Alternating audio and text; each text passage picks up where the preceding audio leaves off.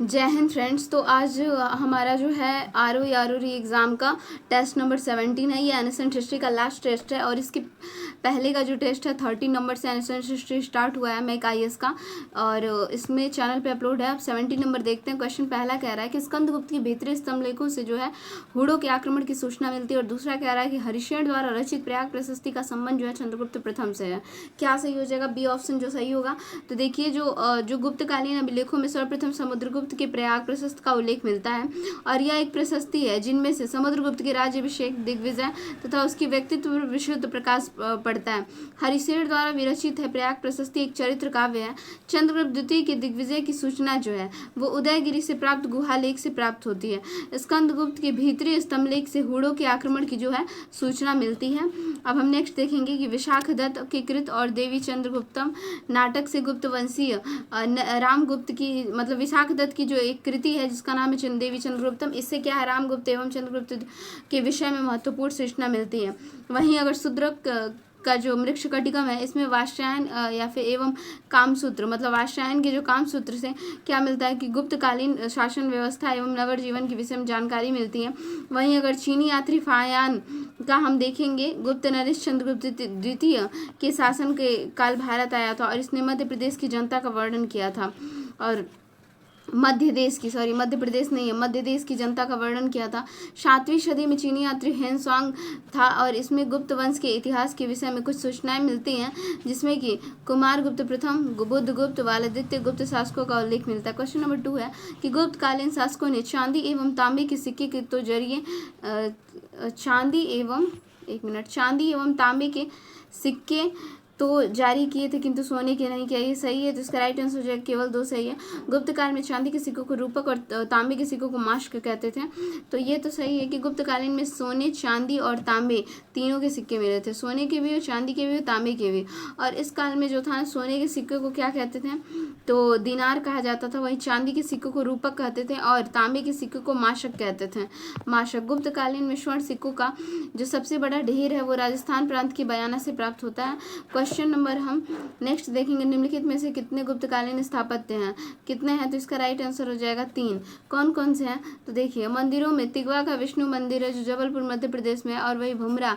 अब थोड़ा हमें याद करना है ना कि तिगवा का विष्णु मंदिर कहाँ पे है, तो ये जबलपुर में है। ठीक है, तिगवा का जो विष्णु मंदिर है, लोग क्या करते हैं तो बहुत तीखा बोलते हैं, तिगवा से हम याद कर लीजिए, या फिर अगर मतलब लोग ना गमाएंगे नहीं अगर बल रहेगा, बल से जबलपुर और मध्य प्रदेश में है। भुमरा का शिव मंदिर सतना मध्य प्रदेश में है। तो भूमि पे मतलब अगर कोई सताया जाएगा, भूमि पर सताना नहीं है, तो सतना मध्य प्रदेश हो जाएगा भुमरा का। फिर नचना कुठार का पार्वती मंदिर, तो नचना कुठार का पार्वती मंदिर ये भी पन्ना मध्य प्रदेश में। अगर कोई नाचेगा तो उसको क्या मिलेगा? पन्ने की अंगूठी मिलेगी, ये भी मध्य प्रदेश में, पन्ना पता ही है। और भीतर गांव का मंदिर जो है वो कानपुर उत्तर प्रदेश में है। भीतर मतलब कान में भीतर कौन बोलता है? तो उत्तर प्रदेश वाले। देवगढ़ का दशावतार मंदिर जो है वो झांसी में है, उत्तर प्रदेश में है। नेक्स्ट है कि मंदिर तथा मूर्तियों के साथ साथ बाग ग्वालियर और मध्य प्रदेश में अजंता की कुछ गुफाओं के चित्र मिले हैं, गुप्तकाल के समझे जाते हैं। बाग की गुफाओं के चित्र जो हैं वो लौकिक जीवन से संबंधित है, जबकि अजंता के चित्रों का जो विषय है वो धार्मिक है। वाराणसी के भारत माता मंदिर का जो निर्माण है वो 20वीं सदी में किया गया था। और फिर नेक्स्ट क्वेश्चन है कि गुप्त शासकों की उत्पत्ति के संबंध मत में, जैसे काशी प्रसाद जायसवाल का मत था, काशी ने कहा था कि गुप्त जो है वो शूद्र व निम्न जाति के हैं। काशी प्रसाद ने कहा था कि जो गुप्त हैं वो शूद्र एवं निम्न जाति के हैं। वहीं पे आयंगर ने और अल्टेकर और उर्मिला थापर राम शरण शर्मा ने कहा इन्हें वैश्य मानते थे। आरसी मजूमदार ने कहा, और गौरी शंकर ओझा ने कहा कि ये क्षत्रिय थे गुप्तों के बारे में। 4th नंबर क्वेश्चन है चंद्रगुप्त प्रथम के बारे में कि वह प्राचीन गुप्त वंश का संस्थापक था और उसने गुप्त संवत के प्रवर्तन का श्रेय दिया जाता है। तो पहला जो है वो सही है। महाराज घटोत्कच का पुत्र और उत्तराधिकारी चंद्रगुप्त प्रथम था, जो कि प्रारंभिक गुप्त शासकों में सर्वाधिक शक्तिशाली था। वह प्रथम गुप्त सम्राट था जिसने महाराज धीराज की उपाधि धारण की थी, और चंद्रगुप्त प्रथम को गुप्त संवत का प्रवर्तन कहते हैं। ये ऑप्शन जो है इसमें सही हो जाएगा, क्योंकि देखिए गुप्त संवत का जो मतलब संस्थापक था वो कौन था, तो यहाँ पे हम पढ़ लेते हैं। गुप्त संवत सर्वप्रथम प्रयोग चंद्रगुप्त द्वितीय ने किया था, मथुरा लेख में किया था। और गुप्त संवत का जो प्रारंभ लगभग 319 ईस्वी पूर्व में चंद्रगुप्त का राज्यारोहण से माना जाता है और उसने लिच्छवी राजकुमारी कुमार देवी से विवाह किया था। गुप्त संवत का सर्वप्रथम चंद्रगुप्त मौर्य ने रजत मुद्राओं का प्रचलन किया था। इस समय लिच्छवियों के 2 राज्य थे, वैशाली और नेपाल का राज्य। कुमार देवी के साथ विवाह करके चंद्रगुप्त मौर्य प्रथम ने वैशाली राज्य प्राप्त किया और नेपाल के राज्य को उसके पुत्र व उत्तराधिकारी समुद्रगुप्त को अपने अधिकार में किया। प्रयाग प्रशस्ति के इस राज्य का जो उल्लेख है वो गुप्तों के प्रयत्न सीमांत स्थापित किया गया था। और प्राचीन गुप्त वंश का संस्थापक कौन था?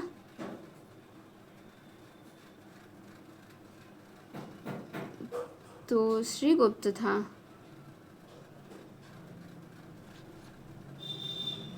श्रीगुप्त था, उसी का ये पुत्र था घटोत्कच। इसमें तो दिया ही नहीं है। क्वेश्चन नंबर 5 है समुद्रगुप्त के संदर्भ में कि वह चंद्रगुप्त द्वितीय का उत्तराधिकारी पुत्र था। डी ऑप्शन इसमें सही है।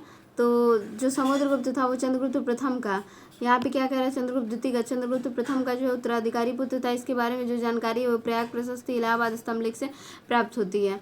वहीं प्रयाग प्रशस्ति के 21वीं पंक्ति के अनुसार फिर समुद्रगुप्त ने 8वें राज्य को अपना सेवक बना लिया था, ये सही है। और उत्तर प्रदेश के गाजीपुर से लेकर मध्य प्रदेश के जबलपुर जिले तक वन प्रदेश जो था 8वीं राज्य फैला हुआ था। समुद्रगुप्त ने व्याघ्र परांतक, अप्रतिरथक, पराक्रमांक आदि उपाधियां धारण की जो उसके सिक्कों पे मुद्रित हैं।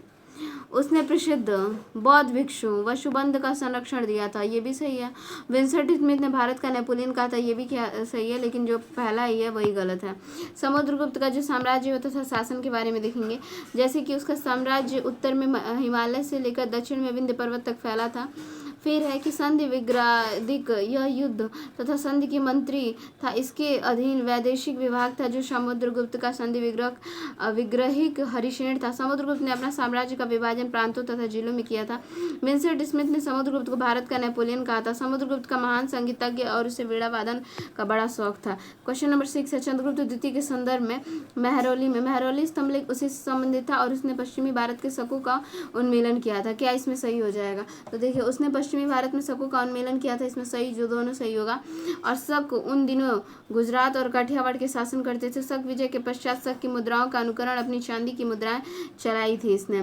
फिर शक विजय पर पश्चिम मतलब क्या हुआ था कि पश्चिमी तट के प्रसिद्ध बंदरगाह मृगकच्छ या भड़ौच के ऊपर उसका नियंत्रण किया। महरौली स्तंभ जो है वो चंद्रगुप्त द्वितीय से संबंधित है, ये सही है। फिर नेक्स्ट है यहाँ पे चंद्रगुप्त द्वितीय जो था उसकी समुद्रगुप्त के पश्चात जो है उसकी प्रधान महिषी दत्त देवी से उत्पन्न पुत्र चंद्रगुप्त द्वितीय था। इसका जो राजवंश था सर्वाधिक महत्वपूर्ण और शक्तिशाली शासक बना।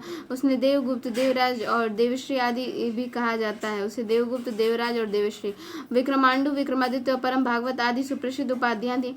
चंद्रगुप्त ने नाग राजकुमारी कुबर्णगा से अपना विवाह किया और उसमें एक कन्या प्रभावती गुप्त उत्पन्न हुई थी। क्वेश्चन नंबर 7 देखेंगे निम्नलिखित कथनों पे। उसने विक्रमादित्य की उपाधि धारण की थी और भारतीय अनुश्रुतियां उसे सकारी के रूप में स्मरण करती हैं। उनकी दिग्विजयों का उल्लेख जो है वह उदयगिरी गुहालेख में है। तो इसका राइट आंसर बी, चंद्रगुप्त द्वितीय के बारे में कह रहा है। चंद्रगुप्त द्वितीय जो था विक्रमादित्य ने शक मुद्राओं के ही अनुकरण पर चांदी के सिक्के उत्कीर्ण करवाए थे और उसने शक विजय के फलस्वरूप उसने व्याघ्र सिक्के उत्कीर्ण करवाए तथा विक्रमादित्य की जो उपाधि धारण की। भारतीय अनुश्रुतियों उसे सकारी के रूप में स्मरण करती हैं। चंद्रगुप्त द्वितीय की दिग्विजयों का उल्लेख जो है वो उदयगिरी गुहालेख से होता है। चंद्रगुप्त द्वितीय के समय पाटलिपुत्र और उज्जैनी विद्या का प्रमुख केंद्र था। चंद्रगुप्त द्वितीय के समय क्या था? पाटलिपुत्र और उज्जैनी जो था वो प्रमुख केंद्र था और उज्जैनी जो थी उसकी दूसरी राजधानी थी, जिसकी चंद्रगुप्त की। चंद्रगुप्त द्वितीय का धर्म कैसा था? तो ये वैष्णव धर्मावलंबी था और उसने परम भागवत की उपाधि धारण की थी। महरौली लेख के अनुसार विष्णु पद पर्वत विष्णु ध्वज की स्थापना उसका संधि विग्रहक सचिव वीरसेन सैव था। उसने भगवान शिव की पूजा की थी और एक गुफा का निर्माण करवाया था। नेक्स्ट है 8 नंबर क्वेश्चन। दक्षिण भारत में वैष्णव धर्म का प्रचार प्रसार करने वाले संतों को नयनार कहा गया था। आदनूर प्रसिद्ध महिला नयनार संत थी। ए ऑप्शन जो इसमें सही हो जाएगा, ऑप्शन ए जो है इसमें सही हो जाएगा केवल 2। तो देखिए दक्षिण भारत में जो शैव धर्म का प्रसार करने वाले संतों को नयनार कहा जाता है। इनकी कुल संख्या 63 थी और यहाँ वैष्णव कह रहा है। इनका उल्लेख पल्लवों के समय मिलता है। प्रमुख नयनार संतों में समंदर तिरुनाकवरुष और नंबी अंडार नंबी और अदनानुर महिला नयनार शामिल थी। और पाशुपत संप्रदाय के बारे में, यह शैवों का सबसे प्राचीन संप्रदाय है। इसकी उत्पत्ति जो ईसा पूर्व दूसरी शती में हुई थी। पुराणों के अनुसार इस संप्रदाय का जो स्थापना लकुलिस एवं लकुली ब्रह्मचारी ने किया था। इस संप्रदाय के अनुयायी थे लकुलिस और शिव का अवतार मानते थे। इस संप्रदाय के लोग हाथ में एक अंगूठ और एवं दंड धारण करते थे और शिव का प्रतीक माना जाता था। इनका प्राचीनतम अंकन कुषाण शासक हुविष्क द्वितीय की एक मुद्रा से मिलता है। गुप्त काल में भी इस संप्रदाय के अनुयायी थे। चंद्रगुप्त द्वितीय के कालीन मथुरा लेख में उदिताचार्य नामक एक पाशुपत मतनुयायी का उल्लेख जो है वो मिलता है, जिसने 2 लिंगों की स्थापना करवाई। वहीं बाण भट्ट ने कादम्बरी में इस संप्रदाय का उल्लेख किया और कालचूरी चेदी वंश की शासक को इस मत को मानने वाले थे। 9वां है, भारत यात्रा की करने वाले निम्नलिखित विदेशी यात्रियों को कालानुक्रम में व्यवस्थित कीजिए। जैसे यहाँ दिया है मेघस्थनीज आया 302 से 298 ईसा पूर्व में, फायान 405 से 411 ईस्वी, फिर हेनसोंग 630 से 645 और इसिंग आया 672 से 695। इसका राइट आंसर हो जाएगा ए।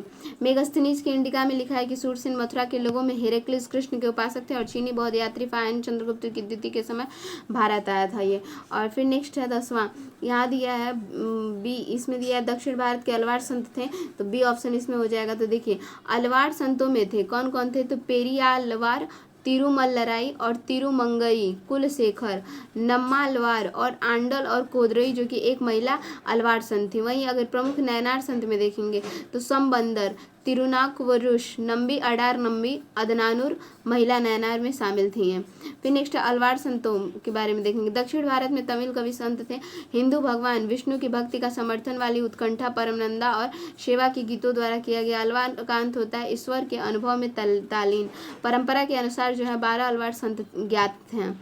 नेक्स्ट क्वेश्चन हम देखेंगे यहाँ पे प्राचीन षष्ठ दर्शन के बारे में दिया है। जैसे कि सांख्य संख्या कपिल की ज्यादा है, योगी पतंजलि, न्याय अक्षपाद गौतम, वैशेषिक उल्लुक ऋषि कणाद, मीमांसा तो जैमिनी, उत्तर मीमांसा वादरायण हो जाएगा। इसका जो राइट आंसर हो जाएगा वो हो जाएगा इसमें, इसका जो राइट आंसर हम देख लेते हैं, डी ऑप्शन हो जाएगा इसमें राइट आंसर। ठीक है, डी। नेक्स्ट क्वेश्चन देखेंगे, दिया है प्रारंभिक भारतीय दार्शनिक में 2 श्रेणियों में बांटा जा सकता है, एक आस्तिक और नास्तिक।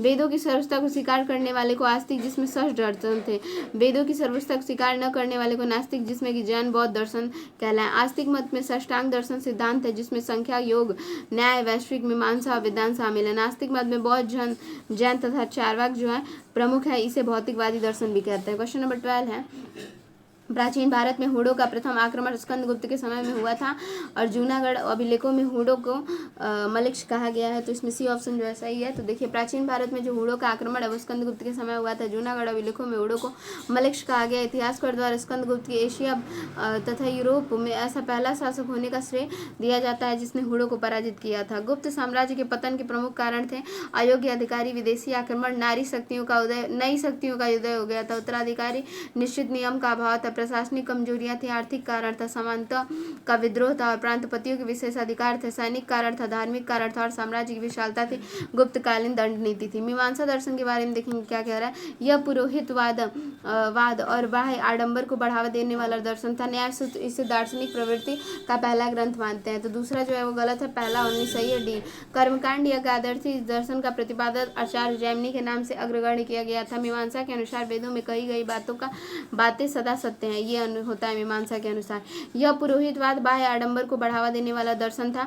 और फिर अतिरिक्त ज्ञान में देखेंगे न्याय दर्शन। न्याय दर्शन के प्रवर्तक थे महर्षि गौतम माने जाते थे, जिनका ग्रंथ न्याय सूत्र इस दार्शनिक प्रवृत्ति का पहला ग्रंथ माना जाता था।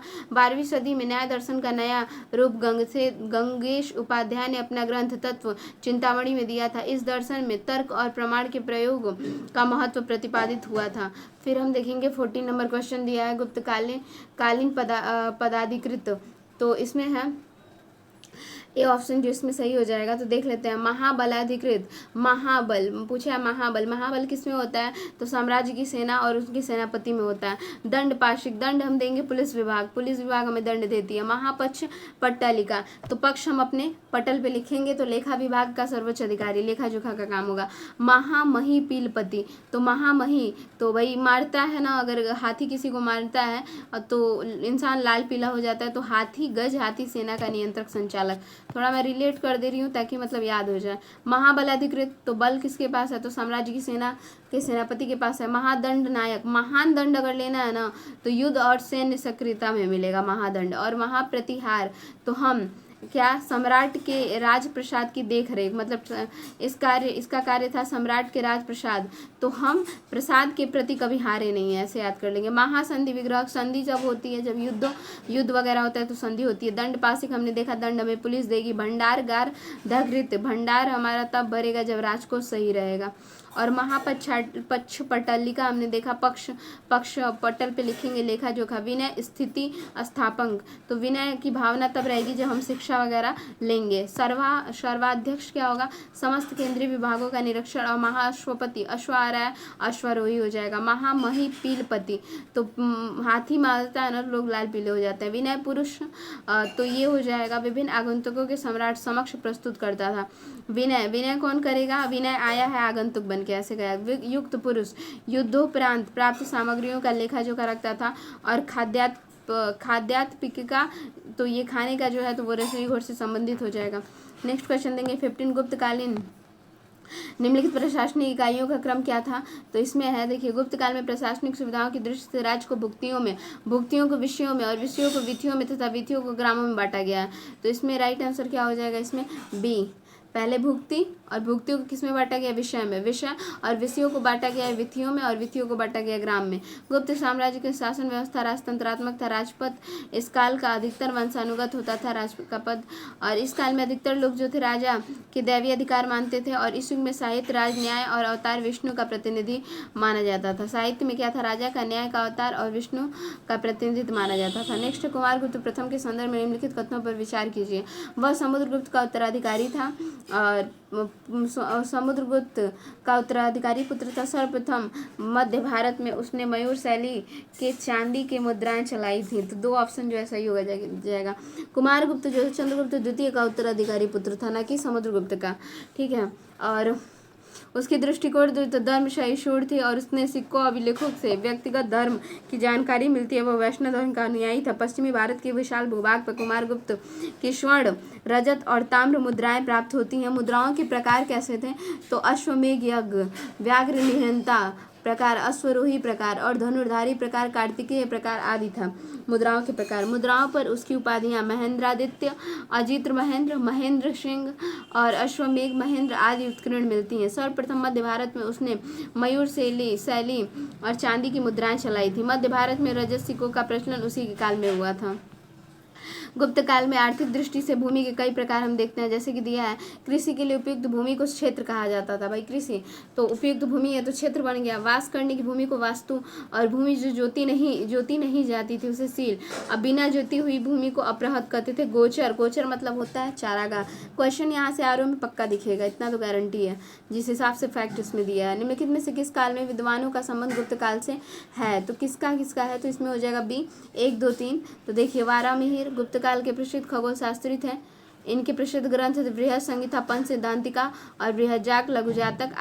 आर्यभट्ट जो गुप्त काल में गणितज्ञ थे, इन्होंने 23 वर्ष की आयु में आर्यभट्टियम ग्रंथ लिखा। और राजा बुधगुप्त ने आर्यभट्ट को नालंदा विश्वविद्यालय का प्रमुख बना दिया। धनवंतरी ये चंद्रगुप्त तृतीय के दरबार में प्रसिद्ध आयुर्वेदाचार्य के चिकित्सक और देवताओं का राजवैद्य थे।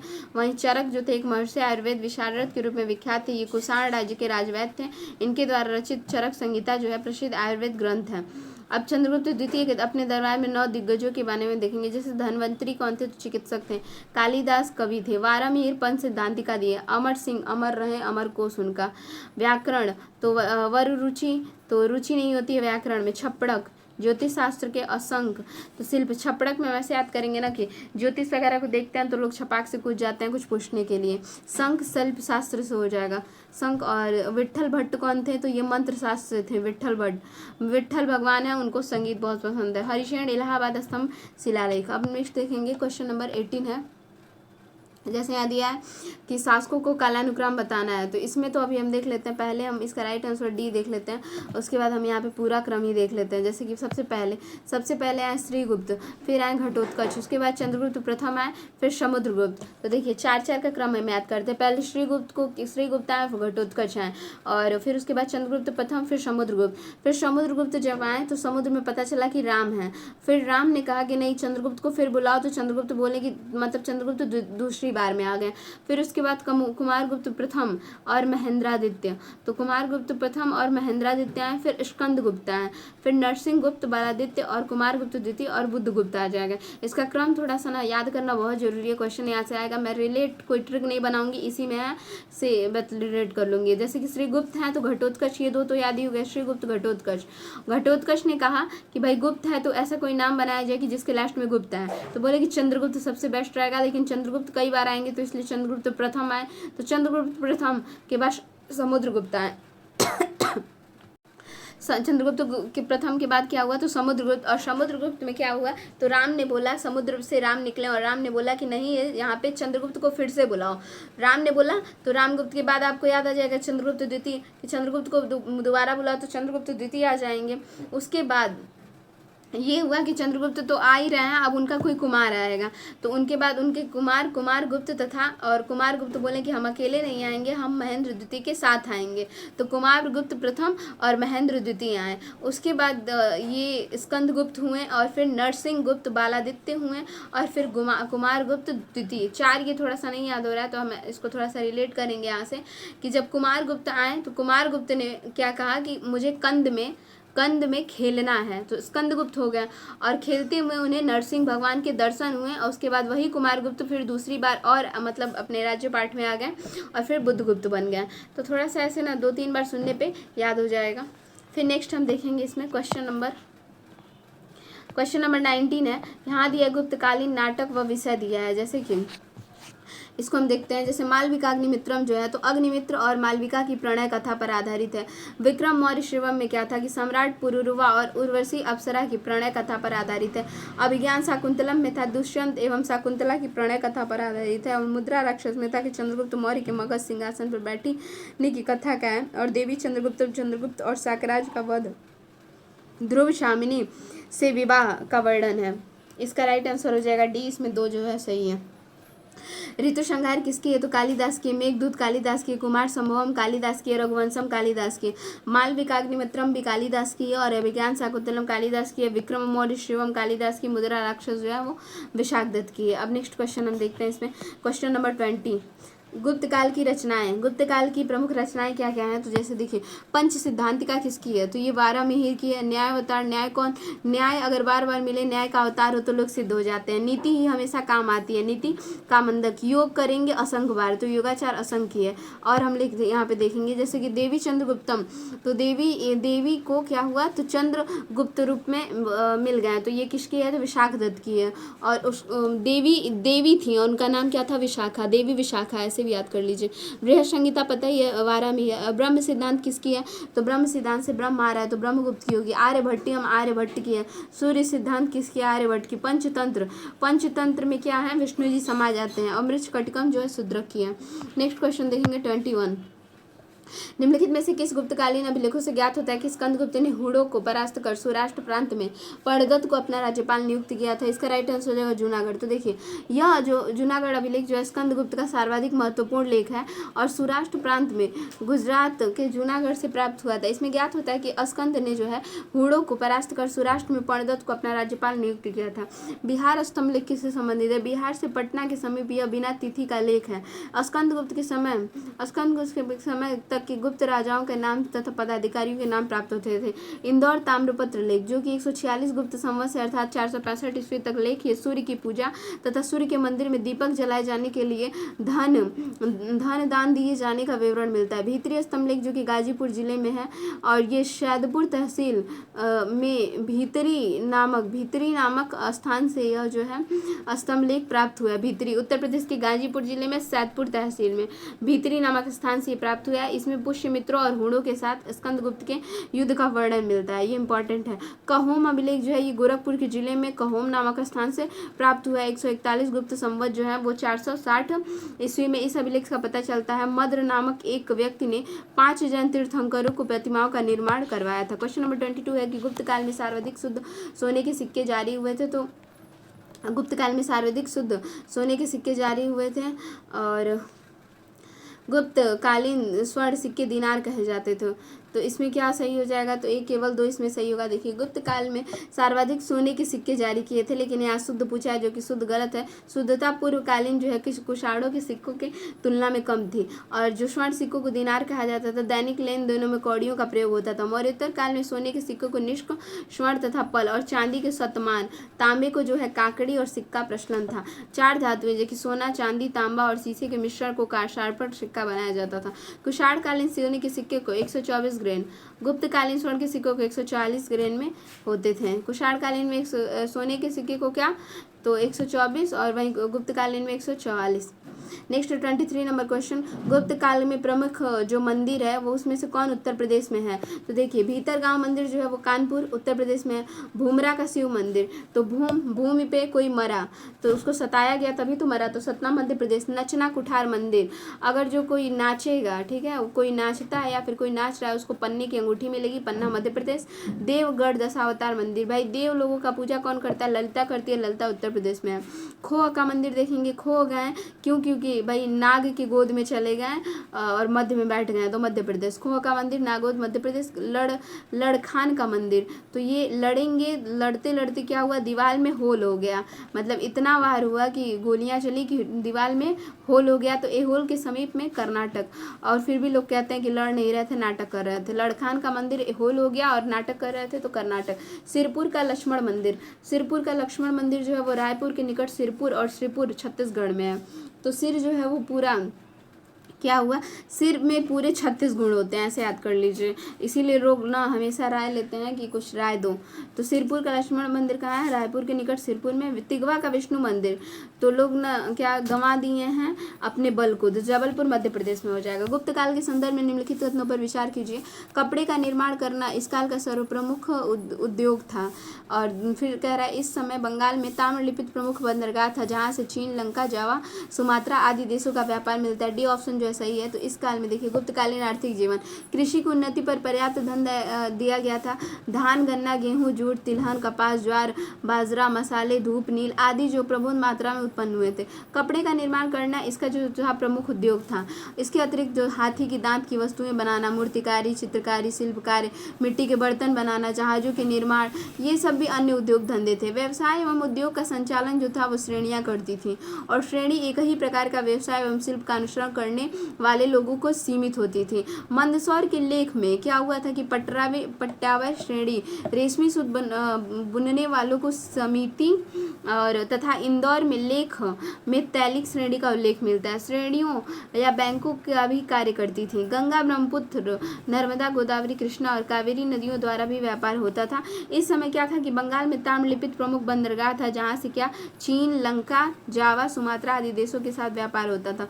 पश्चिमी भारत में प्रमुख बंदरगाह था जिसे कि ब्रिग, कच्छ, भड़ौच कहा जाता है, जहाँ से पश्चिमी देशों के साथ समुद्री व्यापार होता था। गुप्त काल में स्त्रियों की स्थिति क्या थी, स्त्रियों की दशा पहले की अपेक्षा में गिरावट आई थी। इसका प्रमुख कारण यही था उपनयन संस्कार बंद होना, अल्पायु में विवाह हो जाना था, पर्दा प्रथा और सती प्रथा का प्रचलन आदि था। इस काल में देवदासी प्रथा का भी प्रचलन था। कालिदास के ग्रंथ मेघदूत में उज्जैन के महाकाल मंदिर में देवदासी रखे जाने का उल्लेख मिलता है। वहीं स्त्री शिक्षा का प्रचलन भी था। अमरकोश में शिक्षिकाओं के लिए उपाध्याय और आचार्य शब्द आए हैं। कामसूत्र और मुद्रा राक्षस में गणिकाओं और वैश्याओं का वर्णन मिलता है। नारद और पराशर स्मृति में विधवा विवाह का भी समर्थन मिलता है। नेक्स्ट हम देखेंगे 25 नंबर क्वेश्चन, गुप्त काल के संदर्भ में। इस समय के प्रसिद्ध गणितज्ञ आर्यभट्ट थे, जिनकी प्रमुख कृति आर्यभट्टियम है। चंद्रगुप्त द्वितीय के दरबार में आयुर्वेद का विद्वान और चिकित्सक धन्वंतरी था। इसका जो क्या होगा इसमें राइट आंसर बी दोनों। तो देखिए गुप्तकालीन विज्ञान में तक देखिए इस समय क्या था, गणितज्ञ आर्यभट्ट थे, जिनकी जो कृति थी आर्यभट्टियम थी। उसके बाद ज्योतिषाचार्य आए वारामिहिर, इनकी जो प्रमुख रचना है बृहजातक है। इनमें विभिन्न ग्रहों एवं नक्षत्रों की स्थिति का विचार मिलता है। वारामिहिर की अन्य रचना पंच सिद्धांतिका, बृहद संहिता और लघु जातक। चंद्रगुप्त द्वितीय के दरबार में आयुर्वेद का विद्वान और चिकित्सक धन्वंतरी था। धन्वंतरी ने नवीनतकम नामक आयुर्वेद ग्रंथ की रचना की थी। 6ठी शताब्दी में बाणभट्ट ने आयुर्वेद के प्रसिद्ध ग्रंथ अष्टांग हृदय की रचना की थी, अष्टांग हृदय की। अब उसके बाद प्रसिद्ध खगोल शास्त्री थे भास्कर ने महाभास्कराचार्य और लघु भास्कर के भाष्य लिखे। ब्रह्मगुप्त ने ब्रह्म सिद्धांत की रचना की और पालकाव्य ने नामक पशु चिकित्सक थे, जिन्होंने हस्तायुर्वेद नामक ग्रंथ की रचना की। हाथियों के रोगों को एवं चिकित्सा से संबंधित थे। क्वेश्चन नंबर 26 है कादम्बरी ग्रंथ के संदर्भ में। तो यह भी बाणभट्ट की रचना है और इसमें हर्षकालीन सामाजिक तथा धार्मिक जीवन के स्वरूप वर्णित है। इसका राइट आंसर हो जाएगा 1 व 2। कादम्बरी या बाणभट्ट की रचना है, संस्कृत साहित्य का सर्वश्रेष्ठ उपन्यास माना जाता है। यह हर्षकालीन सामाजिक और धार्मिक जीवन का स्वरूप वर्णित है। हर्षचरित या बाणभट्ट की रचना है, इसमें 8 उच्छ्वास हैं। इसमें प्रथम 3 में 8 बाण में अपनी आत्मकथा लिखी है।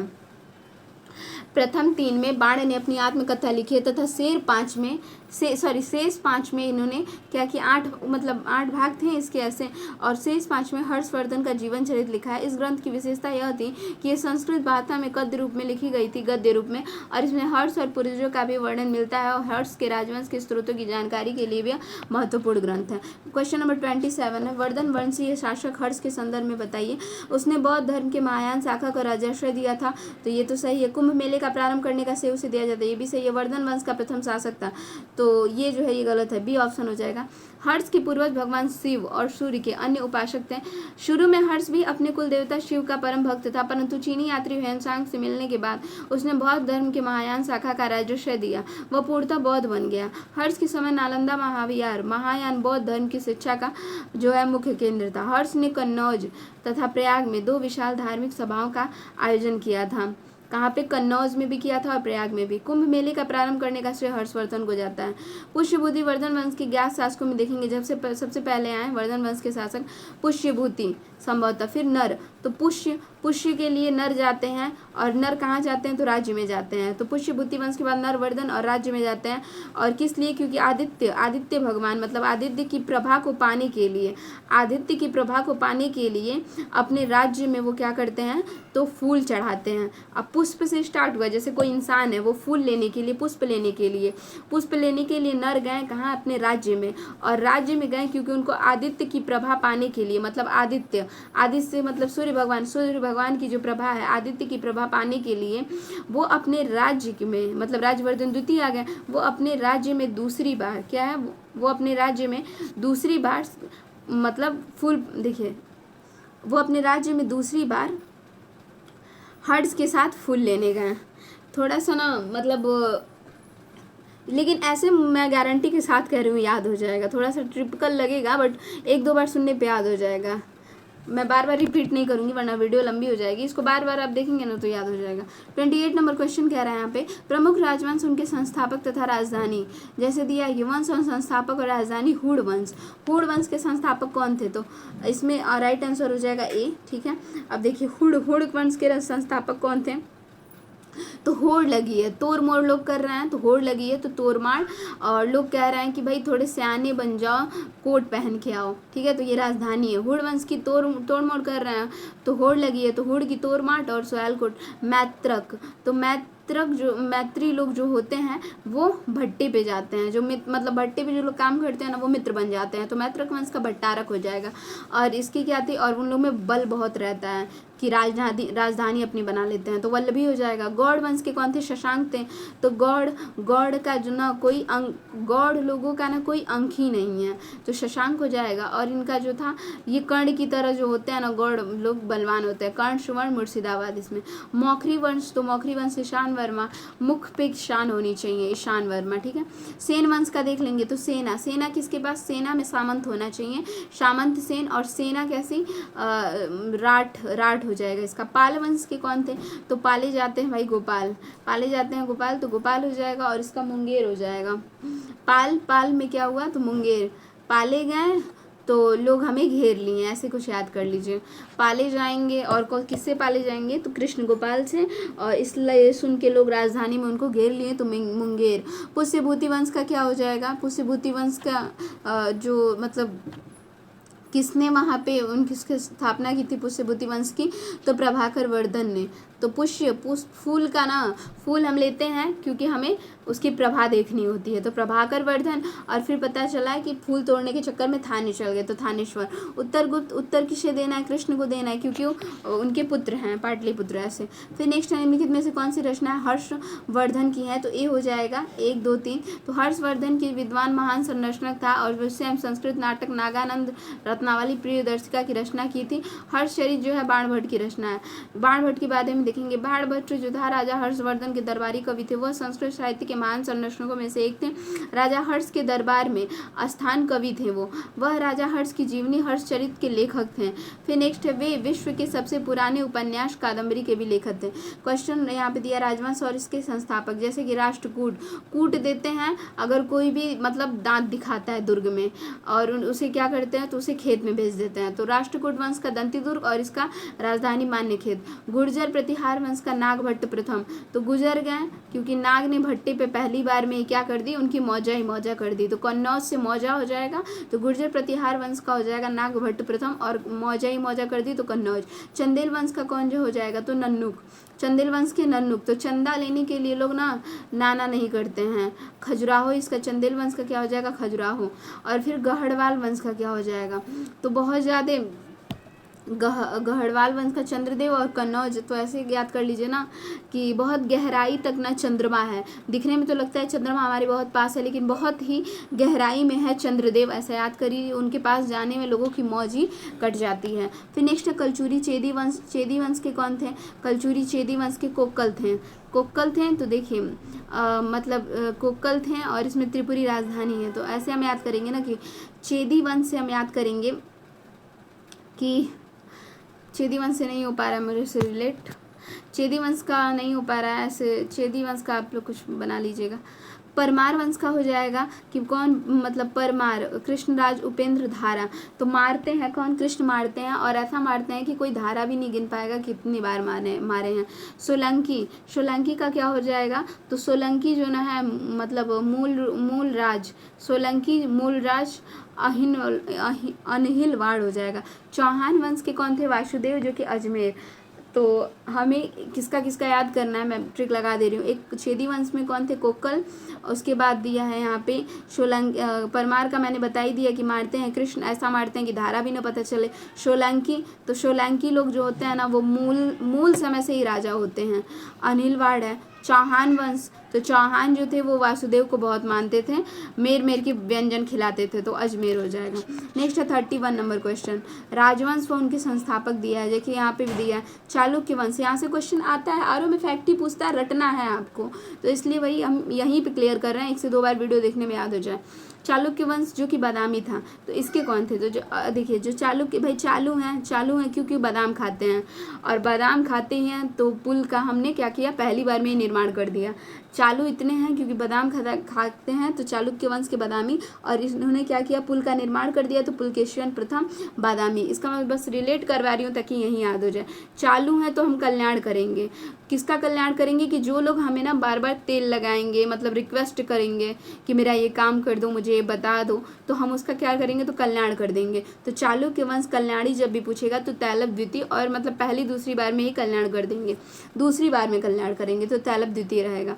और मतलब कल्याण कर दिया मतलब मान गए तो मान्यखेत हो गया। चालुक्य वंश का व्यंगी अगर पूछेगा तो भाई चालू हैं, लेकिन हम कभी किसी को व्यंग नहीं बोलते हैं, क्योंकि विष्णु भगवान ने मना किया है व्यंग बोलने से। विष्णु ने बोला है कि वध कर देंगे अगर किसी को व्यंग बोले, तो चालुक्य वंश व्यंगी विष्णुवर्धन हो जाएंगे। हर्ष एवं पुलकेशियन द्वितीय के मध्य युद्ध का वर्णन जो है पुलकेशियन द्वितीय के एहोल अभिलेख एवं चीनी यात्री हेनसोंग की यात्रा के विवरण से प्राप्त होता है। यह युद्ध नर्मदा के तट पर हुआ था, हर्ष की पराजय हुई थी। क्वेश्चन नंबर नंबर 32 है मत्त विलास प्रहसन नाटक के संदर्भ में।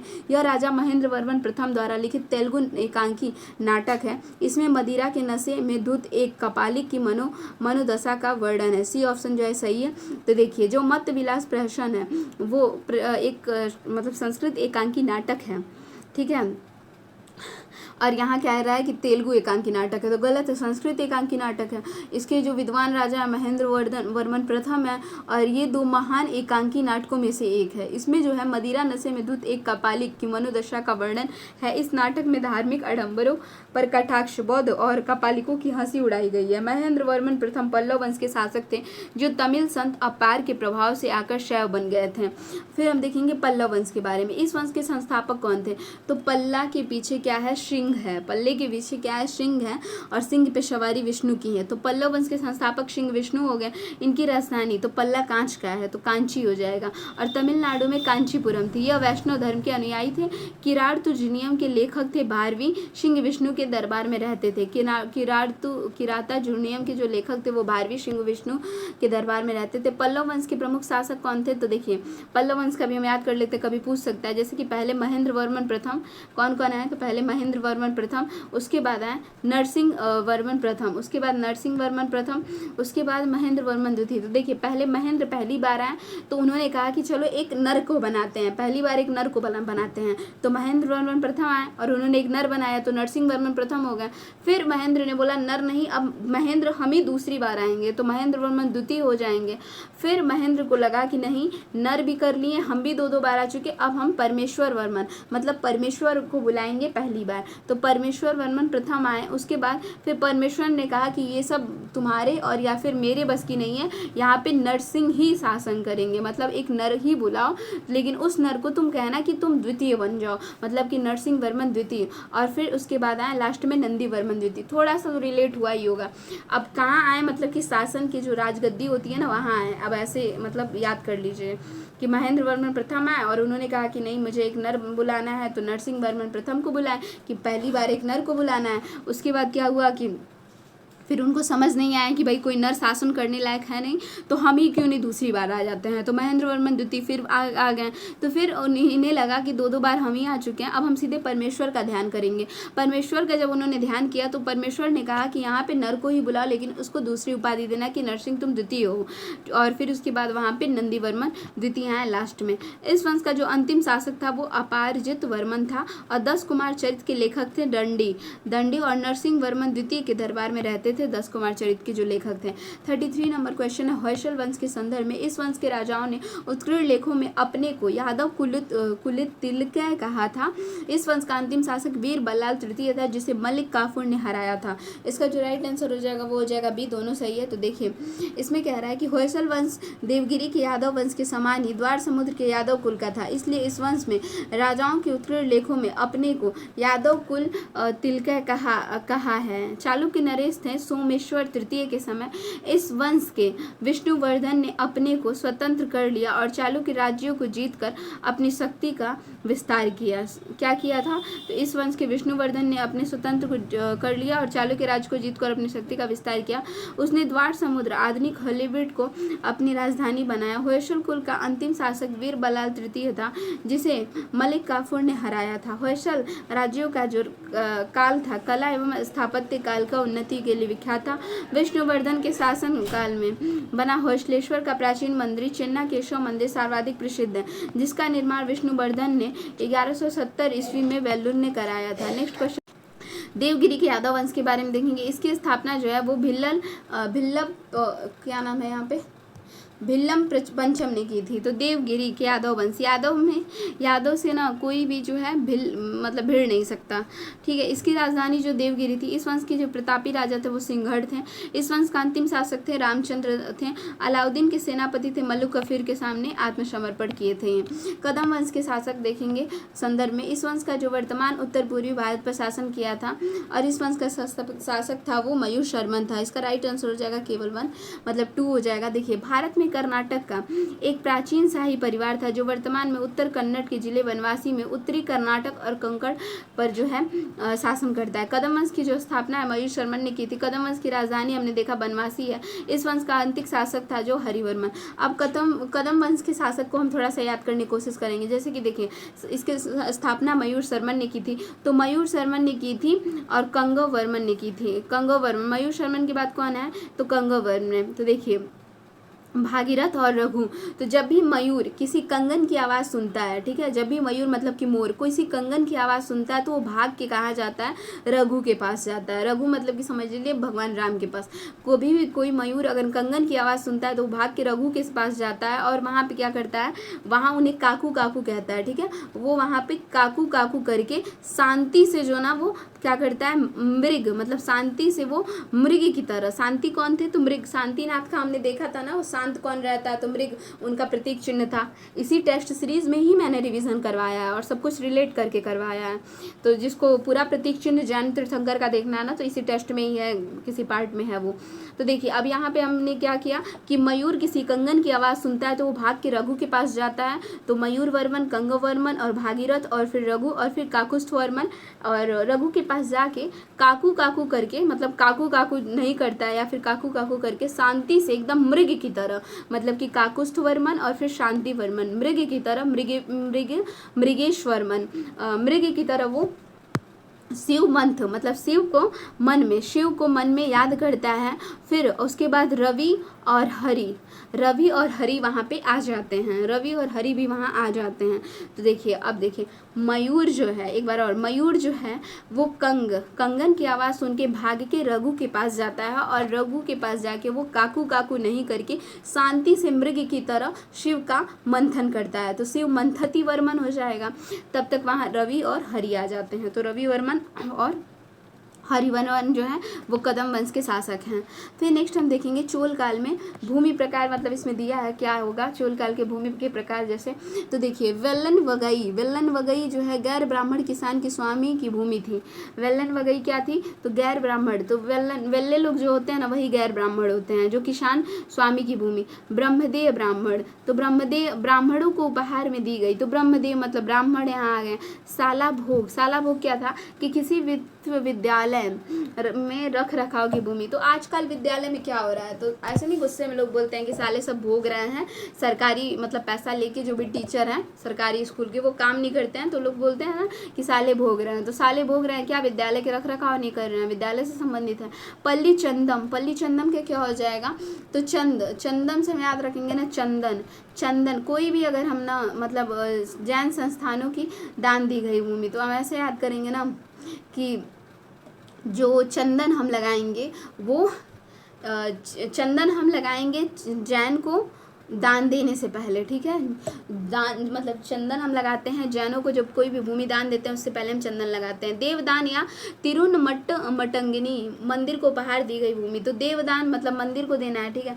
चोल साम्राज्य का सर्वाधिक विस्तार जो है वो राजेंद्र प्रथम के शासनकाल में हुआ था। बंगाल के पाल शासक महिपाल को पराजित करने के बाद राजेंद्र प्रथम ने गंगैडकोल चाल की उपाधि धारण की और नवीन राजधानी थी गंगैडकोलपुरम के निकट चोलगंगम नामक विशाल तालाब का निर्माण करवाया था।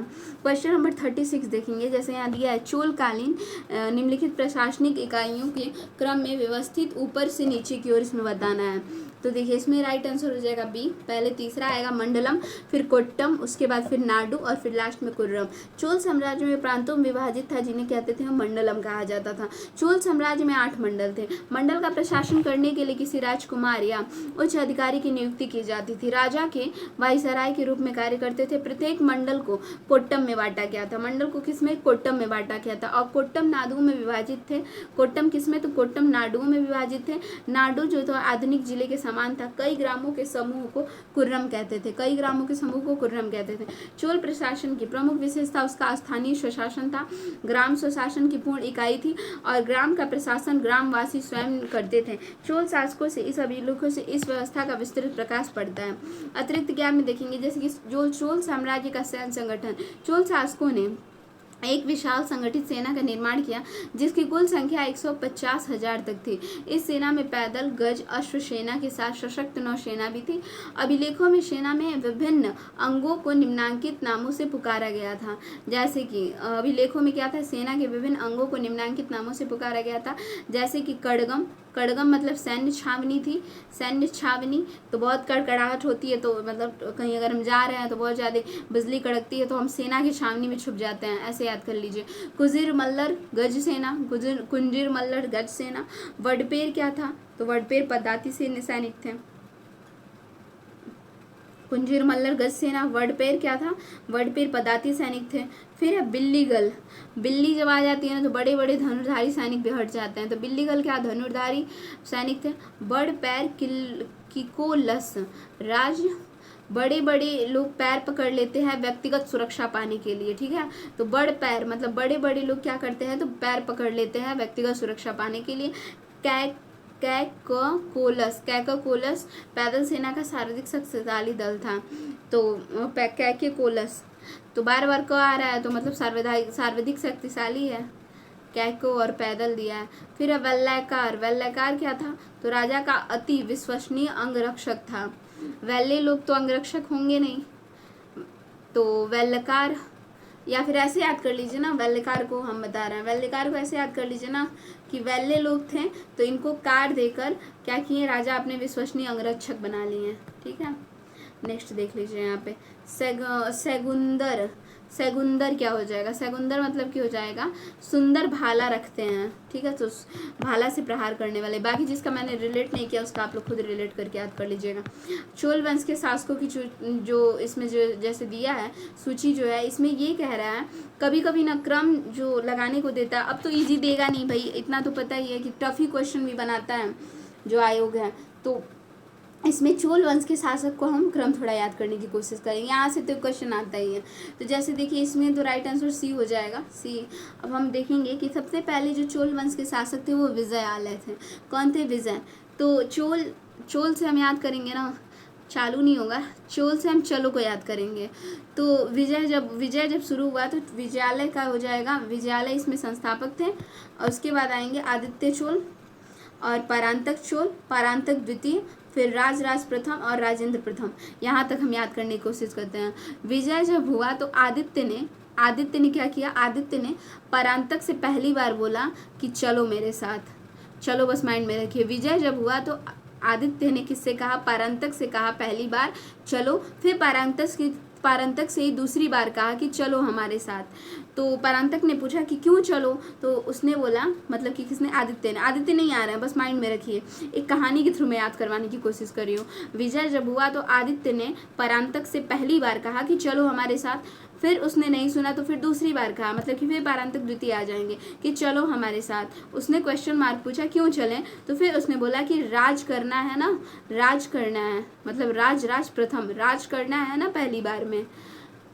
चलोगे तो क्या, इंद्र से हम अपना राज आधा ले लेंगे, इंद्र से हम क्या करेंगे, अपना राज आधा ले लेंगे। तो अब हमें यहाँ पे आधा का मतलब राजाधिराज, मतलब राजा धीराज। तो देखिए पारंतक से दूसरी बार बोला और पारंतक ने क्वेश्चन मार्क यहाँ लगाया कि क्यों चलना है, तो फिर उसने बोला कि राज करना है ना पहली बार में।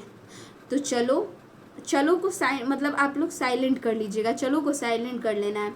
चलो हमारे साथ, राज से पहली बार में ही, मतलब राज से बोला कि राज कर, मतलब देखिए एक बार और मैं खुद कंफ्यूज हो जा रही हूँ, कंफ्यूज नहीं हूँ बट मैं समझा रही हूँ। देखिए जैसे विजयालय क्या, विजय हुआ तो आदित्य ने परांतक से पहली बार कहा कि चलो हमारे साथ, फिर दूसरी बार कहा, उसने नहीं सुना, मतलब कि परांतक प्रथम आए फिर परांतक द्वितीय आए कि चलो हमारे साथ।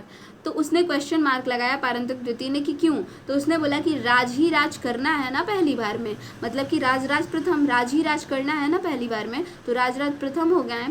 तो अगर करना है तो इंद्र से हमें अपना राज आधा ले लेना है, इंद्र से अपना मतलब आधा राज ले लेना है, तो राजेंद्र प्रथम और आधा राज लेना है, मतलब कि राजाधिराज। उसके बाद राजा, मतलब वो लोग गए वहाँ, ऐसा समझिए कि वो लोग गए आधा राज लेने के लिए। तो इंद्र ने, मतलब कि राजेंद्र द्वितीय ने, तो इंद्र मतलब कि राजेंद्र द्वितीय ने, इंद्र ने दूसरी बार में बोला, मतलब इंद्र ने दूसरी बार में बोला कि हम वीर लोगों को ही अपना अधीरा राज देंगे, हम वीर लोगों को ही अपना अधीरा राज देंगे, कुल में उनको हम क्रम से बैठाएंगे, मतलब कुल में हम उन्हें क्रम से बैठाएंगे ताकि वो लोग क्या करें, मतलब कुल को हमारे दोबारा लाएं, हमारे कुल को दोबारा लाएं।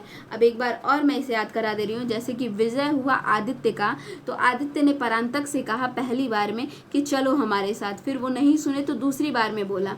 ठीक है, यहाँ पे मैं करवा, देखिए विजय हुआ आदित्य का, विजय हुआ तो आदित्य ने परांतक से पहली बार में बोला चलो हमारे साथ, नहीं सुने तो फिर दूसरी बार में बोला कि चलो हमारे साथ। तो परांतक ने क्वेश्चन मार्क लगाया और पूछा क्यों, तो फिर बोले कि राज ही राज करना है ना पहली बार में, तो हम इंद्र, मतलब राजेंद्र में इंद्र साउंड आ रहा है, तो हम इंद्र से अपना राजाधिराज, मतलब अपना जो आधा राज है वो ले लेते हैं। लेकिन इंद्र के पास जब पहुंचे तो इंद्र ने कहा, इंद्र ने बोला कि हम वीर, मतलब इंद्र द्वितीय, इंद्र ने बोला मतलब दूसरी बार में इंद्र ने बोला हम वीर, वीर को ही, वीर जो होंगे, वीर मतलब वीर राजेंद्र, हम वीर राज को ही जो है अपना अधिराज बनाएंगे, हम वीर राज को ही अपना अधिराज बनाएंगे, वो हमारे कुल को क्रम तक चलाएगा और फिर हमारे कुल को दोबारा लाएगा।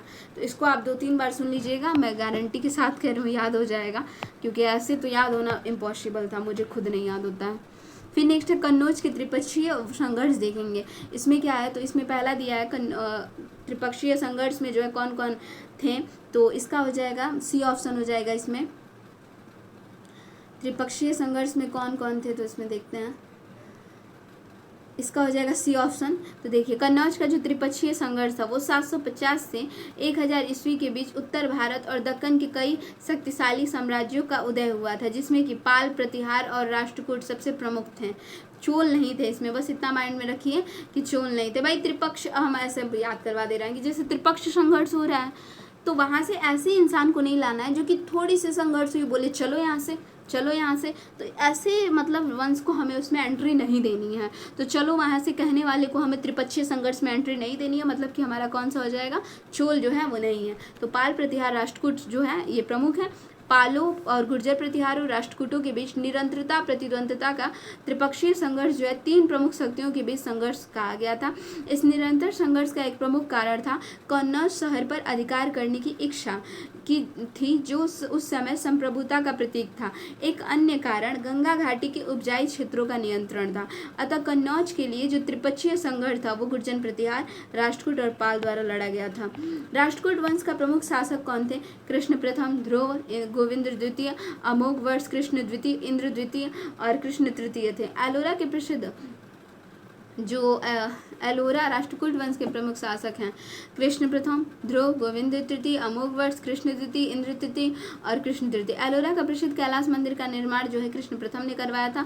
ध्रुव जो थे वह राष्ट्रकूट वंश के जो है पहले शासक थे, जिसने कन्नौज पर अधिकार करने हेतु त्रिपक्षीय संघर्ष में भाग लिया था और प्रतिहार नरेश वशराज एवं पाल नरेश धर्मपाल को पराजित किए थे। ध्रुव को धारावर्ष भी कहा जाता है। गोविंद तृतीय ने त्रिपक्षीय संघर्ष में भाग लेकर चक्रायुध, उसके संरक्षक धर्मपाल और प्रतिहार वंश का शासक कर नागभट्ट द्वितीय को पराजित किया था। अब देखेंगे 39 नंबर क्वेश्चन है, वह बंगाल का पाल वंश का संस्थापक था। क्या ये सही है, तो गलत है ये। उसने विक्रमशिला विश्वविद्यालय की स्थापना की थी, तो ये तो सही है। उसने महाराज धीराज और परमेश्वर और परम भट्टारक की उपाधियां धारण की थी, तो तीसरा भी इसमें सही है। नहीं, तीसरा जो है, तीसरा भी सही है।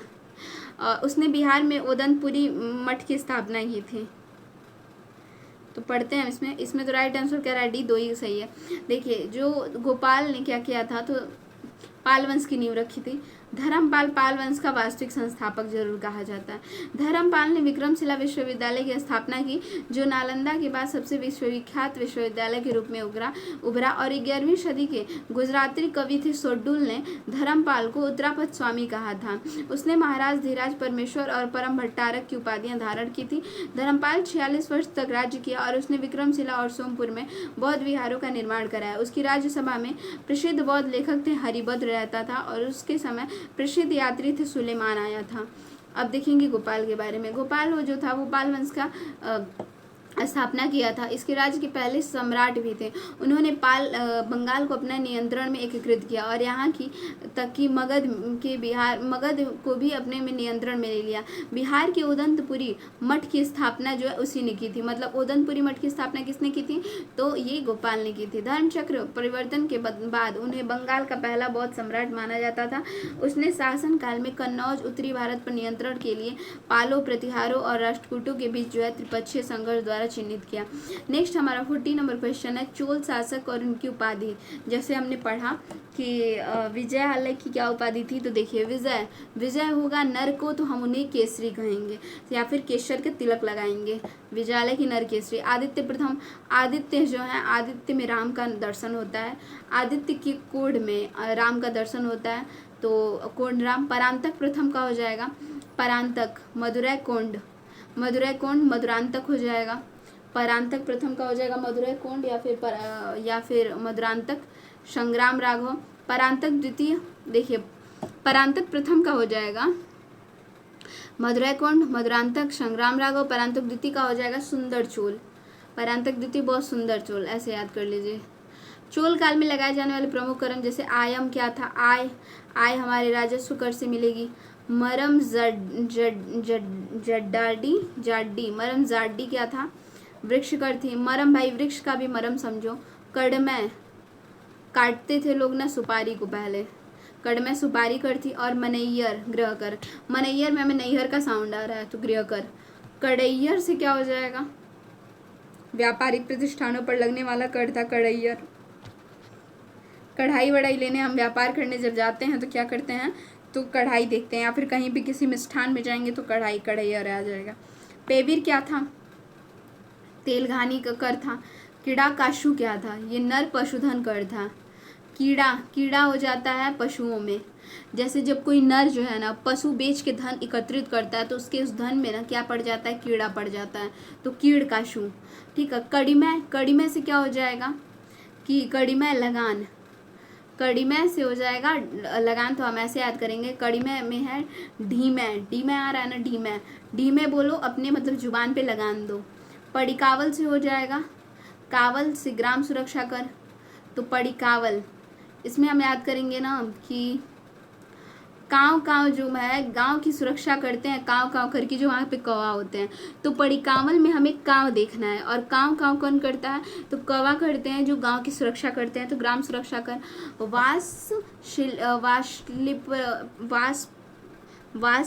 वाशल्पी रम, ठीक है, ये द्वार कर था। ठीक है। शिल्पी या फिर शल्पी जिस दे रहा है ना तो हम याद कर लेंगे, शिल्पी हमेशा द्वार पर खड़ी रहती है कर लेने के लिए। मगनम में क्या हो जाएगा, मगनम में तो मग का व्यवसाय कर रहे हैं, मग व्यवसाय कर रहे हैं। आजीव कशु, तो आजीव जो है आजीविका से। चोल साम्राज्य की महत्वपूर्ण जो शब्दावलियाँ हैं, जैसे कि विद्या मिल, विपदर मिल, तो विद्या हमें कैसे मिलेगी, जब हम देश में भ्रमण करेंगे। ठीक है, देश में भ्रमण करने वाले अधिकारी। नाडू वागाज, तो नाडू जो अधिकारी नाडू को संगठित करता था। कद माप, हमारे कद को लोग देखते हैं जब हम भूमि पे चलते हैं, तो एक प्रमुख भूमि कर था। कोट्टम से क्या हो जाएगा, कोट्टम से मैं याद करेंगे ना, कोट पहन के कोई चारागाह जा रहा है। ठीक है। तिरुत्रम का क्या हो जाएगा, तिरुपुरम में जो है ना अधिकारियों को निम्न श्रेणी में रखा जाता है, तिरुवरपुरम में। मंडला मुद्राधि, मंडला से मंडलम सरदार हो जाएगा। तो यहाँ पे हमारा टेस्ट नंबर 17 जो कि एंशिएंट हिस्ट्री का लास्ट टेस्ट था वो समाप्त हुआ। मेक IAS का बहुत ही अच्छा इनका कंटेंट है, मैं इनका इसीलिए कर रही हूँ क्योंकि इनके एक्सप्लेनेशन बहुत ही अच्छे हैं। और सबसे बड़ी बात ना, इन्होंने चैप्टर वाइज सब्जेक्ट वाइज तो सबने स्टार्ट किया, बट इनका मुझे बहुत अच्छा लगा मेक IAS का जो है कि इन्होंने चैप्टर वाइज स्टार्ट किया। अपना रिवीजन करते रहो, टेस्ट देते रहो और फिर अपना सब्जेक्टिव दो, फिर फुल लेंथ दो, तो काफ़ी अच्छा है। अब इसके बाद एनएसएंट खत्म हुआ, अब नेक्स्ट जो हम स्टार्ट करेंगे वो मेडवल स्टार्ट करेंगे, बहुत ही जल्दी उसके भी वीडियो चैनल पे अपलोड होंगे। Thanks for watching.